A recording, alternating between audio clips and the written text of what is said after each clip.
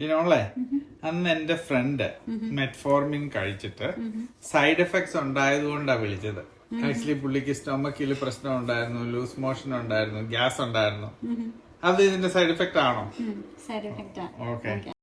ഡയബറ്റീസിന് എതിരായിട്ട് മെറ്റ്ഫോർമിൻ എന്ന മരുന്ന് കഴിച്ചു തുടങ്ങിയപ്പോൾ അദ്ദേഹത്തിന്റെ ഈ നിരീക്ഷണം വളരെ കറക്റ്റാണ്. മെറ്റ്ഫോർമിൻ എന്ന മരുന്നിന്റെ പ്രധാന ഗുണത്തോടൊപ്പം ചേർന്ന് നിൽക്കുന്ന ഒരു സൈഡ് ഇഫക്റ്റ് ആണ് വയറ്റിൽ അസ്വസ്ഥത ഉണ്ടാവുക, ഗ്യാസ് നിറയുക, വയറിളക്കം ഉണ്ടാകുക എന്നൊക്കെ പറയുന്നത്. ആദ്യമായിട്ട് ഡയബറ്റിക് ആണ് അല്ലെങ്കിൽ മെറ്റ്ഫോർമിൻ കുറിച്ച് കിട്ടി എന്ന് പറയുമ്പോൾ നമ്മളിവിടെ പേഷ്യന്റെ മുഖത്ത് ഒരു വല്ലാത്തൊരു ആശങ്ക കാണാറുണ്ട്. അത് നമ്മൾ കൗൺസിലിംഗ് പോയിന്റ് പറഞ്ഞു കൊടുത്തിട്ടാണ് അവരെ ഒന്ന് സമാധാനിപ്പിച്ച് വിടുന്നത്.